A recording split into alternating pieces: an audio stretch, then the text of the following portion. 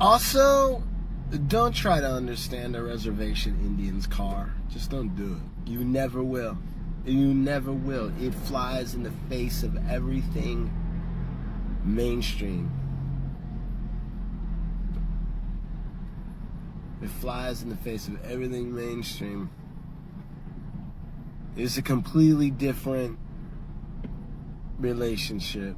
It's a completely different relationship. It's a completely different thing. It doesn't mean the same thing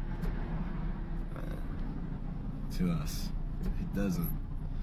And it's shocking to others, for people who are raised on, cars. And I'm not even against cars. I like cars. I like limos. I like fucking Humvees. I like fucking, the disgusting, over diesel guzzling like death traps. I like tiny little fucking cars. I like remote control cars.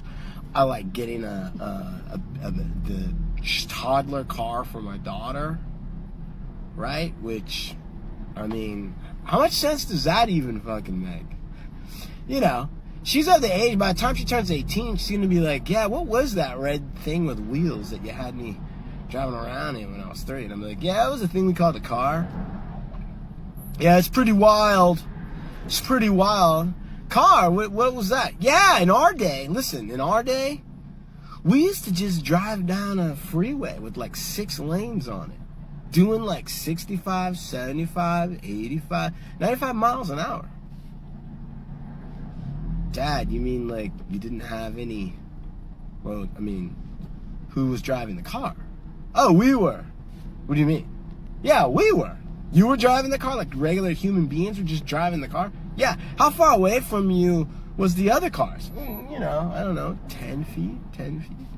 So 4 lanes of 10 feet cars just hurling towards death on the freeway. Well, usually, unless there was traffic. But yeah, essentially. Yeah, that's about right. How did they train you to drive the car? Well, they gave you like a test and a booklet. You took a little test and a little driving test. How old were you? I mean, they obviously waited till you were like 21, right? No. You could be 16. They let you, a 16-year-old, get behind the wheel, get on the freeway and just hurl to kill people. Yeah, absolutely. 16-year-olds on a freeway. That was a normal thing. In fact, 15 and a half if you had the learner's permit, which means you weren't actually able to drive technically. You were just kind of close enough, so now you could drive.